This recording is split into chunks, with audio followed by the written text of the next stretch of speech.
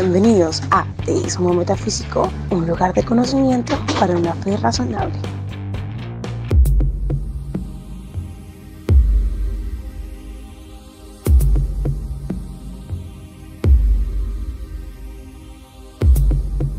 Bueno, sean bienvenidos a la tercera clase de los fundamentos de la metafísica atomista. Anteriormente se vio la doctrina del cambio octopotencial, en donde se hace un análisis metafísico del devenir, primero demostrando que es un hecho real, luego que la mejor explicación en la cuestión del devenir mismo es lo que Aristóteles va a llamar, para ser un poco más exactos, la relativización del ser en el ente. Aquella cosa material que siempre deviene es y no es, pero es y no es en diversos sentidos dentro de lo real, ¿sí? Luego se demostró, reduciendo lo absurdo, principalmente el sistema heraclíteo, porque el acto y la potencia no es como él lo plantea, y bueno, se terminó por concluir que metafísicamente lo que se llama cambio, sí, que el cambio es, el devenir es el conjunto de procesos por el cual algo que es acto, o sea, el sujeto, va alterándose en cuanto a sus potencialidades, ¿sí? Entonces, y el cambio es específicamente el proceso por el cual un acto, por el cual, sí, lo que es acto actualiza una potencia, la hace ser acto, un acto más perfecto, y bueno, así serían los términos. Luego se vio la cuestión de la causalidad, que la causalidad supone el devenir y el cambio, y bueno, se vio qué es la causalidad, el efecto, el vínculo causal, por qué las críticas de Hume hacia el vínculo causal fallan, por qué la crítica clásica de Hume a la causalidad también falla. Se vio las especies de causas, o sea, lo que se llama la tetracausalidad, las cuatro causas. Y por último, bueno, se habló brevemente sobre la inercia existencial. Ahora, como ya se sabe bien el fundamento metafísico del devenir, que se da en el cambio de modo real y que la causalidad es de tal y cual manera, es decir, es operatio sequitur esse, es decir, de los efectos que hay en las cosas mismas, es porque hay un vínculo causal con sus vínculos necesarios, con sus causas que la hacen ser estos efectos de estas causas, sigue la doctrina de la sustancia accidente, ¿sí? Esta doctrina, para ser más específico, plantea no ya la generalidad de los procesos como las dos doctrinas anteriores, sino que plantea el hecho específico del sujeto que es objeto del cambio y objeto de causalidad. Entonces, partiendo con las definiciones, como podrán leer, la definición de sustancia, para ser un poco más técnico, si bien en la doctrina sobre el cambio octopotencial se definió que la sustancia es lo que es en sí, es una definición general que se aplica, pero para ser más exacto, Aristóteles nos dice: el sujeto, por su parte, es aquello de lo cual se dicen las demás cosas sin que ello mismo se diga a su vez de ninguna otra. ¿Esto qué quiere decir? Que la sustancia es el impredicable en su fundamento existencial. ¿Sí? Por ejemplo, yo digo, Leonardo es un hombre. ¿Qué quiero decir con eso? Que hay una cosa autónoma, ¿sí?, relativamente independiente en términos metafísicos, que depende de sí para ser, en cierto sentido. Leonardo no es que exista en otra cosa mezclado, sino que Leonardo tiene ya su esencia, su individualidad compacta y cerrada a sí mismo y cerrada a otros. Entonces, la sustancia es principalmente el sujeto que, existiendo en sí mismo, por el hecho de ser ensimismado, ¿sí?, ser en sí, es independiente de todo lo demás, de todo lo que no es él.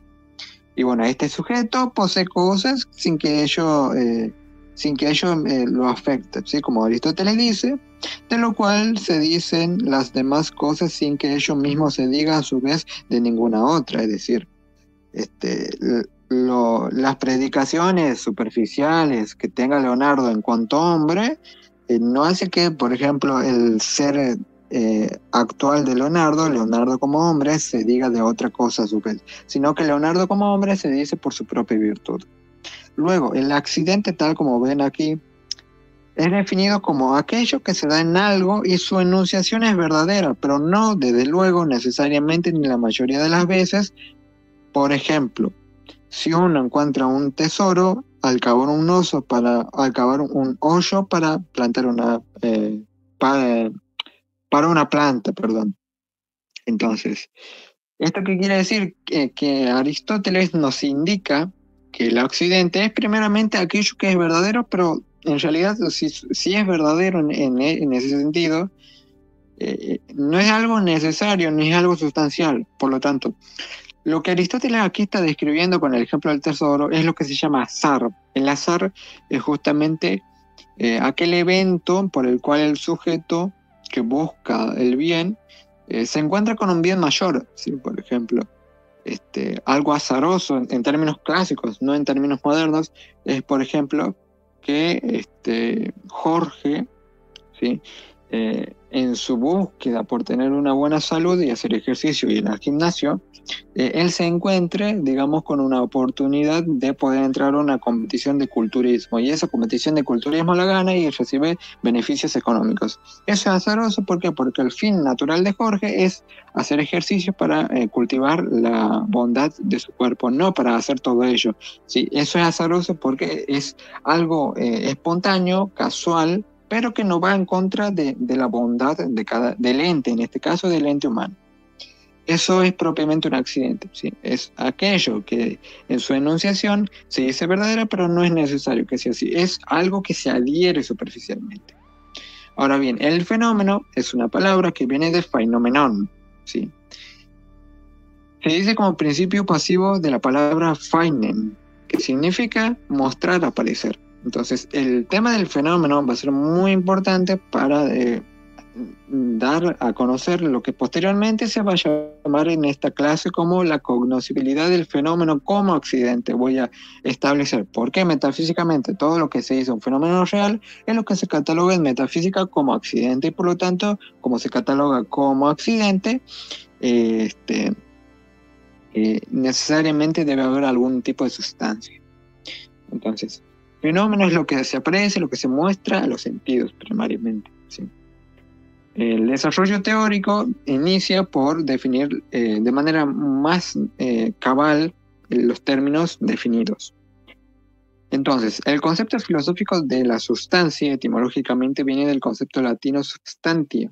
Este concepto léxicamente, a su vez, se compone por el prefijo sub, que significa debajo de, y ello señala una raíz perteneciente al compuesto o cosa, tal como indica su noción metafísica. Es decir, existe algo que está debajo de lo mutable, y esto que existe debajo permanece.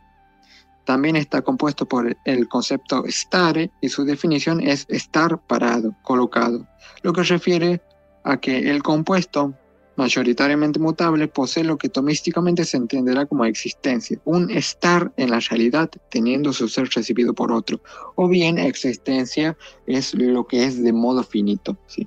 Por eso la existencia es el resultado de la composición del ser y la esencia, pero eso se verá más adelante. En contraposición, la palabra accidente viene del latín accidens o accidentis. Dicha palabra es participio del verbo presente accidere, caer sobre, suceder en. Sus componentes sintáctico-léxicos son el prefijo a o ad, que indican una dirección, y ad o a es hacia, ¿sí? Es justamente un hacia esto, ¿sí? Ad intra, hacia la interioridad de una cosa. Entonces, y el verbo cadere o citere y refieren a caer, suceder, etc. ¿sí?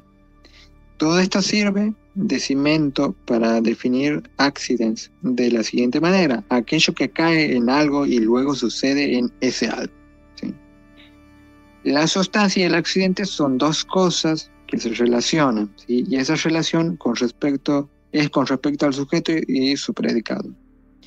Lo que sugiere, según las anteriores exposiciones metafísicas, y aquí vamos a entrar en la cuestión de que yo he denominado la dualidad de sustancia y accidente. La sustancia y el accidente se relacionan por una composición acto-potencial, lo que se demostró en la primera clase. siendo la sustancia la representación del acto, porque al ser una cosa que no necesita de una predicación diferente a sí misma para ser, ¿sí? Es aquello que no se contiene en otro, como ya decía Aristóteles en la primera definición. Se sigue que como el accidente es aquello que cae y sucede en una cosa que no es objeto de predicación, o sea, de predicación en cuanto a su existir fundamental. Este mismo es la representación de lo potencial, que puede ser o no, o que puede ser o no ser que ocurra un accidente en una sustancia, ¿sí?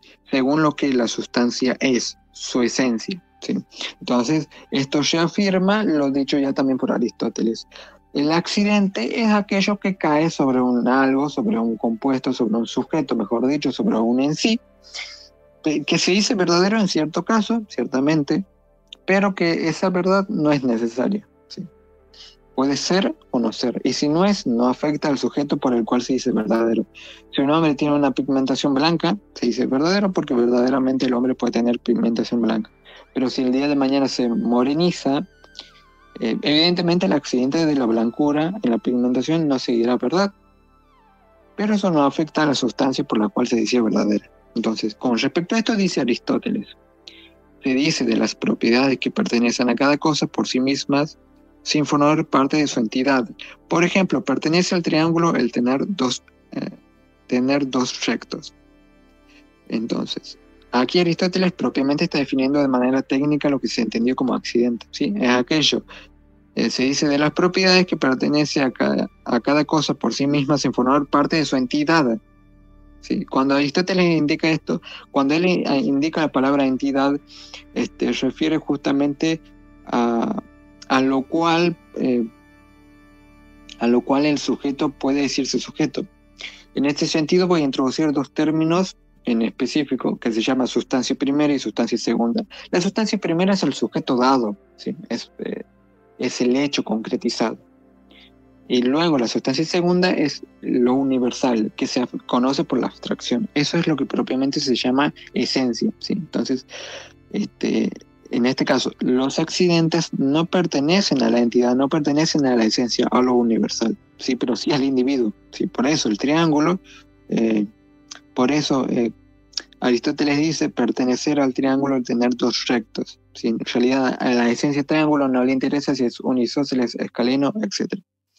Entonces, luego, justamente es el primer tipo de relación, la relación actopotencial que hay entre ambos, y ese es su primer vistazo metafísico de su dualidad. Después, también he de explicar que la relación entre la sustancia y el accidente se dice causal y se puede expresar de dos modos: la sustancia como causa y el accidente como causa. Se entiendan causa de manera general, de lo cual se sigue el ser del efecto por la causa, o si no, causa lo que genera una acción, entiéndanse de las dos maneras generales, ¿sí? Entonces, tanto sustancia como causa y el accidente como causa, en el primer caso es el mismo sujeto quien causa a los accidentes en virtud de su esencialidad e individualidad. El accidente de la pigmentación de la piel se causará en virtud del material genético del individuo o de circunstancias a las cuales el individuo se exponga, y en el segundo caso es el accidente que causa o da el ser, ¿sí? Es lo que ya se ha hablado, ¿sí? Entonces, alguien puede nacer rubio, gringo, pero eso no es porque haya estado expuesto a tales cosas, sino porque ya es en su materialidad genética, por lo cual esa persona va a tener ese accidente determinado por su sustancialidad, no por algo ajeno. Eso es lo que se conoce propiamente como accidente individual, ¿sí? Bueno, después está el tema de los accidentes inseparables o accidentes esenciales que no vienen al caso. Ahora, el modo en el que el accidente causa, ¿sí?, es según Santo Tomás, porque la relación entre sujeto y accidente es la misma que hay entre potencia y acto, pues el sujeto en cuanto accidente de algún modo está en acto, ¿sí? Entonces, por ejemplo, yo puedo decir que en el sujeto Juan, ¿sí?, cuando Juan conoce algo verdadero que Juan en su mente tenía por verdadero, pero tenía por falso, lo que se llama certeza falsa. Si certeza es cuando el intelecto da el asentimiento, la firmeza de que lo que está expresando es así, hay una conformidad. La certeza puede ser falsa o verdadera. Entonces, el sujeto Juan está siendo causado por el accidente del conocimiento que está ingresando a su intelecto. Entonces, en el sujeto Juan, el accidente causa el hecho de que haya verdad en Juan como sujeto. Esos son los dos sentidos por los cuales hay una relación dual entre sustancia y accidente. Primero, que ambos se dicen como potencia y acto. Segundo, que ambos se pueden decir como causas del uno y el otro. Entonces, en ese sentido, ahora viene lo que decía al inicio, la cuestión de la cognoscibilidad del fenómeno como accidente. ¿Sí? Aquí voy a abordar dos cuestiones puntuales para explicar esta cuestión, que aquí la voy a sintetizar. Para quien quiera explorar un poco más el fundamento metafísico que doy, puede encontrar mi ensayo, ¿sí?, de 17 páginas sobre esta doctrina. Entonces, el primer punto a analizar sobre la cognoscibilidad del fenómeno como accidente es: ¿tiene o no tiene una realidad que lo funda? Es decir, el fenómeno como aparecer, ¿tiene o no tiene algo que lo justifique en su existencia? Después, ¿el fenómeno se mezcla con la realidad en la que se funda? ¿Sí? Aquí vamos a hablar sobre lo que se llama modernamente como ontología constituyente y ontología transitoria. Entonces, la primera cuestión planteada, recuérdese que el fenómeno es lo que se aparece, lo que se muestra ante el sujeto.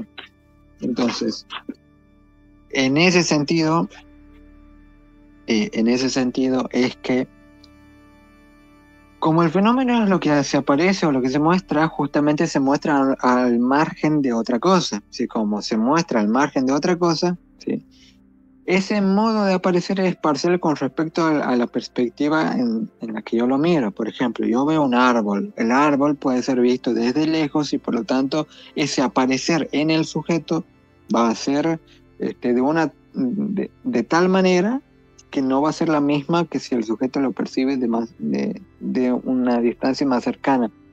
¿Por qué? Porque el ángulo por el cual el fenómeno es captado por el sujeto va a depender mucho de que el fenómeno pueda ser adecuado en su totalidad por el sujeto. Si no es lo mismo ver un árbol a la distancia que verlo de cerca, evidentemente. Ahora, la cuestión aquí radica en el hecho de que si el fenómeno es una parcialidad ontológica del objeto al que se aparece, entonces el fenómeno no se puede explicar por sí mismo, porque es un aparecer por otro, ¿sí? No es lo mismo ser que aparecer, ¿sí? Ni es lo mismo ser que parecer ser esto. Entonces, aquí hay una postura en epistemología que desde la antigüedad se la conoce como fenomenismo, que es la reducción total de las cosas a lo puramente fenoménico, al puro aparecer ante el sujeto. Y esta postura es problemática. ¿Por qué es problemática? Bien, porque si el fenómeno en cuanto fenómeno es sin un fundamento, como ya decía Kant aceptaba la cosa en sí, lo que va a llamar ignoto, el incognoscible o el noúmeno. Entonces, y aquí está la cuestión de que en realidad el fenómeno se dice sin referencia a nada. Primero que eso es absurdo, porque entonces ya no sería un aparecer de tal o cual manera, sino que sería la cosa tal como se aparece. Pero si la cosa es tal como se aparece, no es fenómeno. Y si no es fenómeno, es una sustancia. Pero si se niega que sea una sustancia, entonces es fenómeno. ¿Sí? Aquí la cuestión está en que el hecho de la ontología del fenómeno es, como ya se dijo, un participio de aquello que es, ¿sí?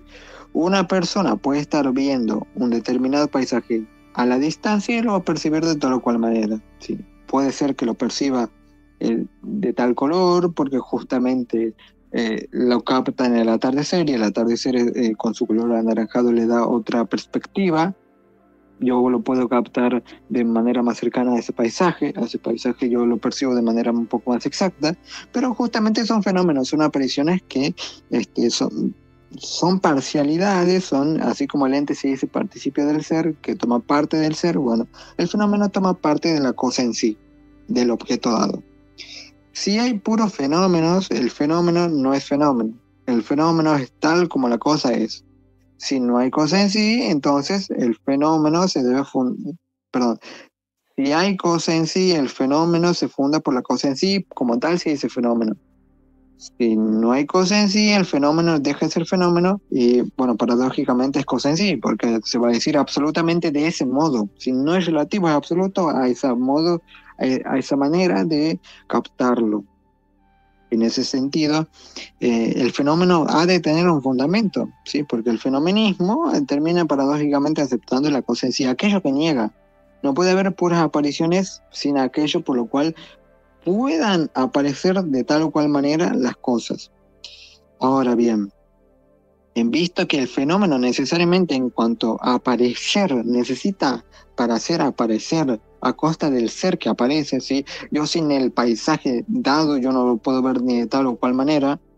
Entonces, justamente el primer punto es al dado. El fenómeno tiene una realidad que lo funda, que lo funde en tal o cual fenómeno, que lo posibilita. Ahora, la segunda cuestión, ¿el fenómeno se mezcla con la realidad en la que se funda? Un platónico diría que no, ¿pero por qué? Porque el análisis platónico inicia del hecho de que la verdad se define por tres condiciones: necesario, inmutable y eterno. ¿Eso se puede encontrar en la realidad sensible? No. ¿Por qué? Porque incluso si se acepta la doctrina del cambio potencial, las cosas variables, ¿sí?, no se pueden decir a costa de sus accidentes verdades. ¿Por qué? Porque siempre cambian, son contingentes, son mutables y ni siquiera son eternas. Ni siquiera del mismo sujeto se podría decir que hay una verdad, porque el sujeto comienza a existir, es temporal. De lo único que se puede decir verdadero en el caso de Platón es de la idea suprema del bien, ¿sí? ¿Por qué? Porque Platón, siguiendo la mayéutica de Sócrates y el análisis metafísico que Sócrates no termina de concluir, es que yo digo bueno. ¿Qué quiero decir como bueno? Bueno, según Platón, lo bueno, ¿sí?, es el kairos. El kairos indica la plenitud de algo. La bondad es la plenificación, la totalidad por la cual algo se dice, digamos, ilimitado, infinito. Sí, bueno, después Platón va a decir el bien, el kairos trasciende al logos, a la razón, a lo lógico, sí, pero bueno, eso es otra discusión. Pero aquí la cuestión está en el hecho de que como la bondad no puede estar en la realidad sensible porque no cumple con las condiciones de la verdad, ¿sí? E incluso San Agustín va a decir esto, va a decir, yo en las cosas sensibles no puedo encontrar la verdad. ¿Dónde debe estar la verdad? La verdad debe estar en algo que sea separado del mundo y que sea de manera plena, perfecta. Ese es Dios. Ahora, en lo que van a diferir evidente San Agustín y Dios es que Dios no es solamente lo bueno, sino también es lo uno y concierne a todas, digamos, las visiones. Es el ser, sí, etc. Entonces, tanto San Agustín como Platón parten de esta visión epistemológica de la verdad. ¿Cuáles son los errores de esta visión epistemológica para dar una refutación al platonismo? Que de algún modo esta definición es arbitraria. ¿Por qué es arbitraria? Porque ya está suponiendo desde el inicio, ¿sí?, que la sensibilidad, la realidad sensible no puede ser de ningún modo verdadero según estas condiciones. Ahora, ¿cuáles son las verdaderas condiciones de la verdad? Al menos de manera común, ¿sí?, llegada al sentido común del filósofo. Bueno, que la verdad debe ser una, ¿sí?, no en el sentido de que debe haber una verdad, sino que la verdad dicha por los hombres de muchas maneras, por ejemplo, que yo diga, el ente es participio del ser en alemán, en portugués o en japonés, esa forma de expresión indica una sola verdad, ¿sí?, lo mismo. Entonces la verdad tiene que ser una, ¿sí?, invariable, ¿sí?, no puede cambiar en el tiempo, y tiene que ser indivisible, tiene que ser tan básica que no haya ningún supuesto tras de ella, ¿sí? Solamente cuando una cosa se dice verdadera es que justamente es indivisible a otra. Cuando yo digo que algo es divisible en cuanto que una verdad, por ejemplo, yo digo el hombre es animal racional, a su vez la animalidad se dice verdaderamente como esto y como esto, bueno, en realidad eso no viola la condición, ¿sí? Porque no estamos diciendo que la verdad es verdad por la composición de cosas fundamentales, ¿sí? De otras cosas, perdón, sino que la verdad es verdad por una conformidad, por una adecuación de las cosas.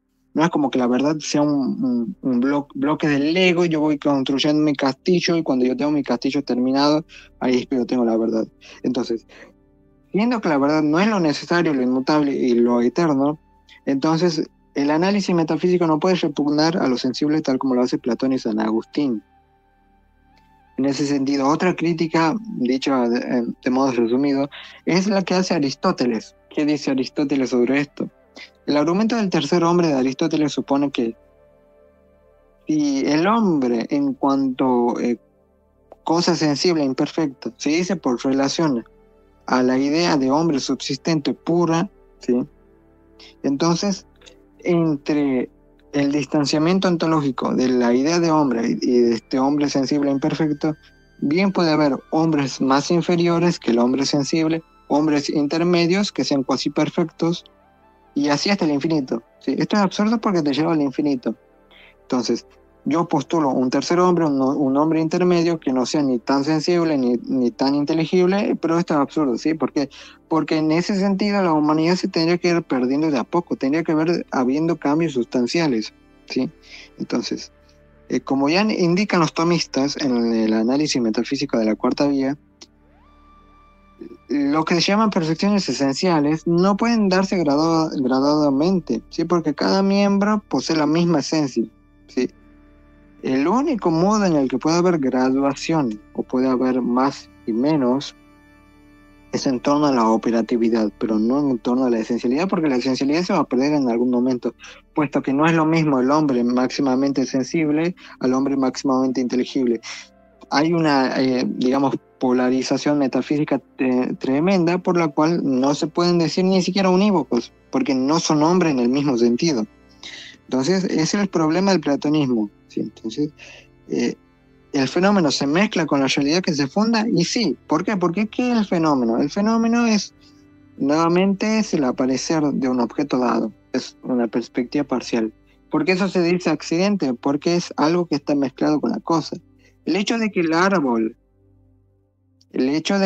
se pueda mezclar con el color del atardecer, que da una perspectiva a la distancia de una manera tal que yo la puedo percibir de tal manera que no sea la misma que yo vea este paisaje de manera cercana, es un accidente propiamente, ¿sí? Entonces, todo fenómeno, un tanto fenómeno, según la justificación que aquí se ha dado, es un accidente. Y como tanto es un accidente, debe hallarse un fundamento en una cosa en sí, ¿sí? Eso es lo único por el momento, ¿sí? Debe hallar una cosa en sí.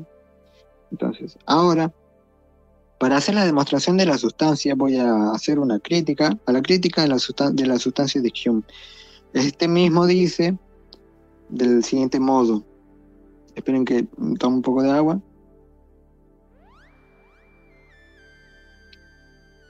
Bien, Hume dice: preguntaría gustoso a los filósofos que fundan muchos de sus razonamientos sobre la distinción de substancia y accidente e imaginan que tenemos ideas claras de ello. Si la idea clara de substancia deriva de las impresiones de sensación o de reflexión, si nos es procurada por nuestros sentidos, pregunto por cuál de ellos y de qué manera. Si es percibida por la vista, debe ser un color; si es por el oído, un sonido; si es por el palpar, un sabor, y así sucesivamente sucederá con los otros sentidos. Ahí tienen la referencia.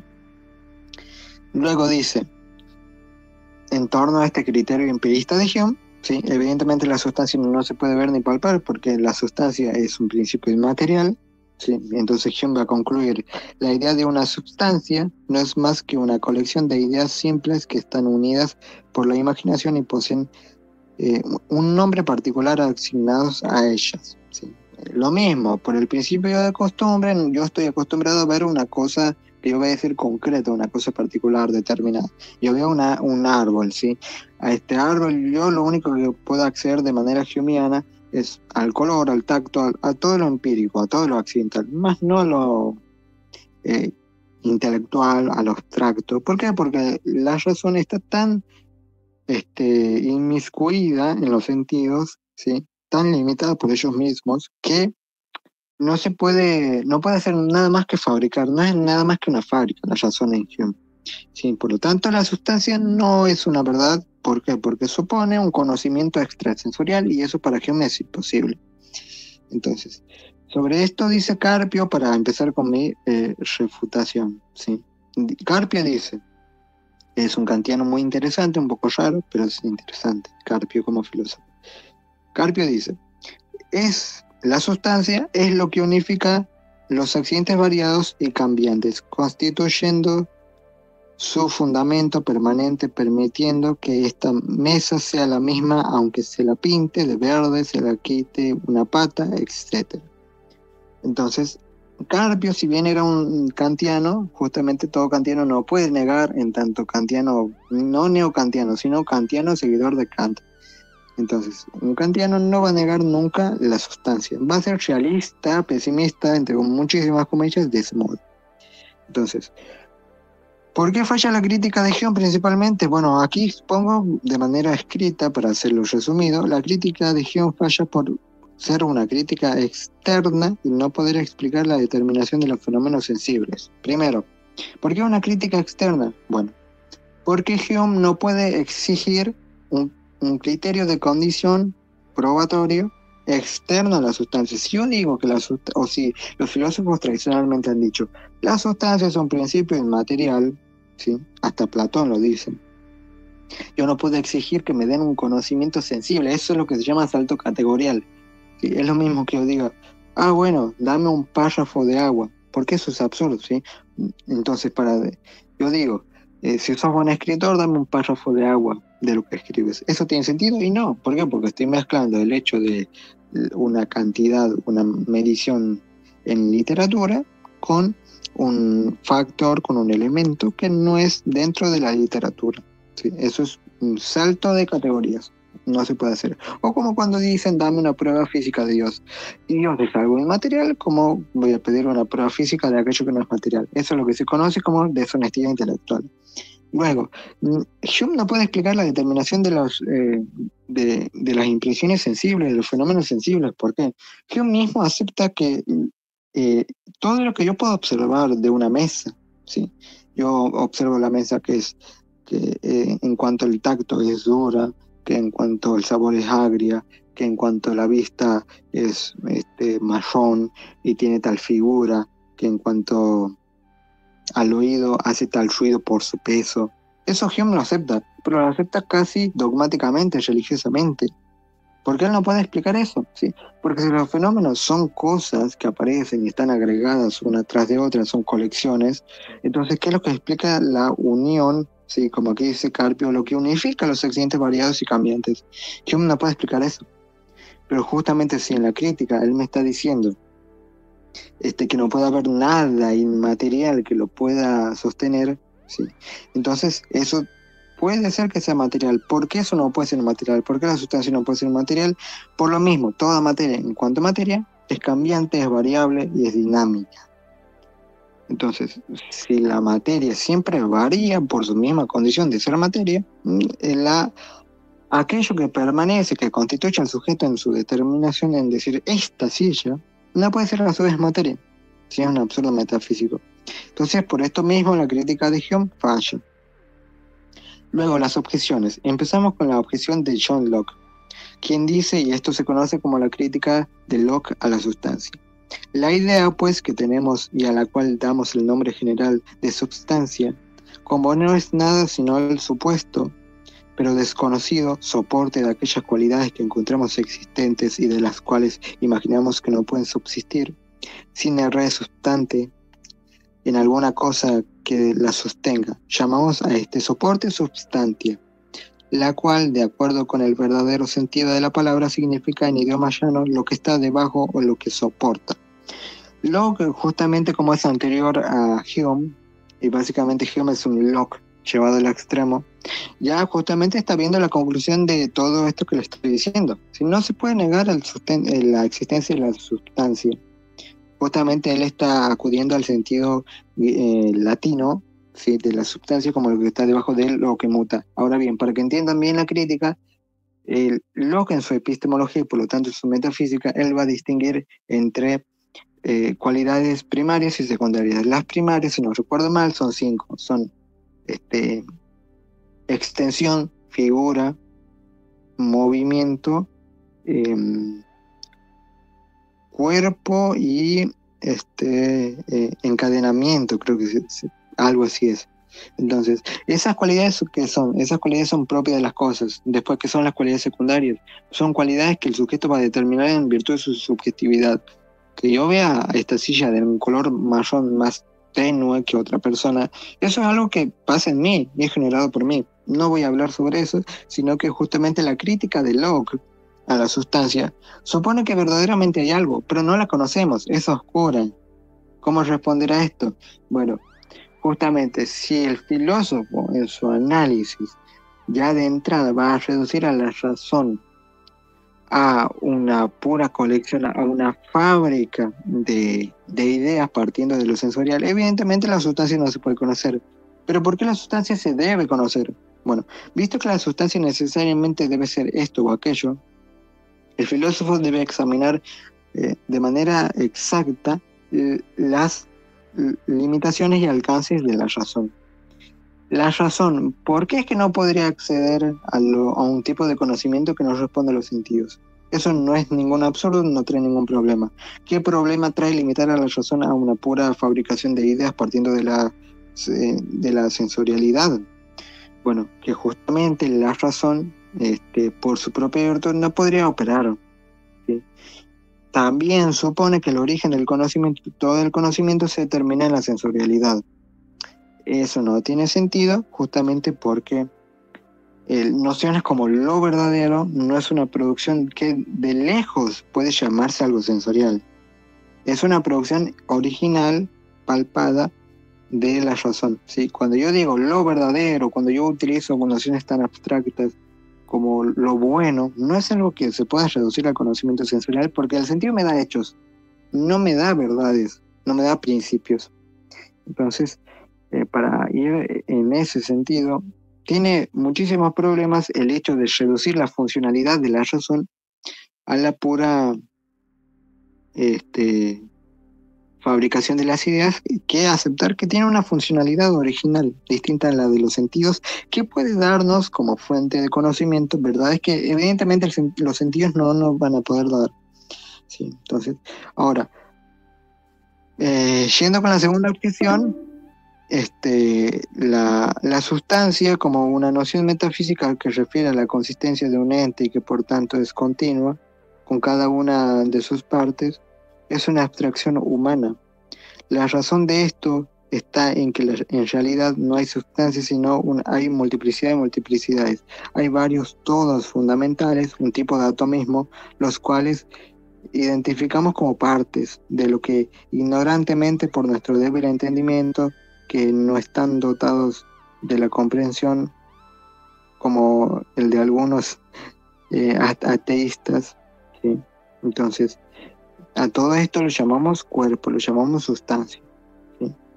Cuando en realidad hay varias cosas mínimas que se aglomeran y forman lo macrofísico. Se interrelacionan causalmente ellas mediante un movimiento dinámico. Todo proceso se le adjudica a las cosas, todo proceso se le adjudica a las cosas y dependen de estos patrones dinámicos generados por los movimientos físicos. ¿Esto qué significa? Que la noción misma de vida y la distinción de lo vivo y lo muerto es simplemente un proceso dinámico de las partes que constituyen lo que uno llama el todo. ¿Cuál es el error de este razonamiento? El mismo hecho de que lo que presunciosamente no es un todo muestra justamente lo que se llama una continuidad ontológica. ¿Cuál es esta continuidad ontológica? El hecho de que cada parte, ¿sí?, colabore y se ordene de tal manera para que lo que falsamente llamamos como un todo, como una sustancia, produzca un poder causal mayor, ¿sí? Entonces, un órgano que opera sin relación a la salud total de lo que falsamente llamamos cuerpo puede generar un poder causal mayor que al hecho de ordenarse causalmente a,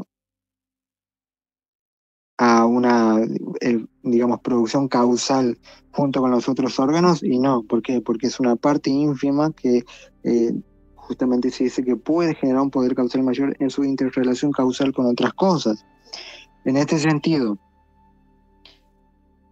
como el hecho de la continuidad causal ya nos da un indicio de huella de sustancia, que hay una compactibilidad, que hay una solidez ontológica por la cual las sustancias se dicen sustancias, entonces, bueno, no hay ningún problema, todo esto se soluciona, y bueno, no es que en realidad haya cosas mínimas, sino que esas cosas mínimas están subordinadas a la sustancialidad por la que forman parte.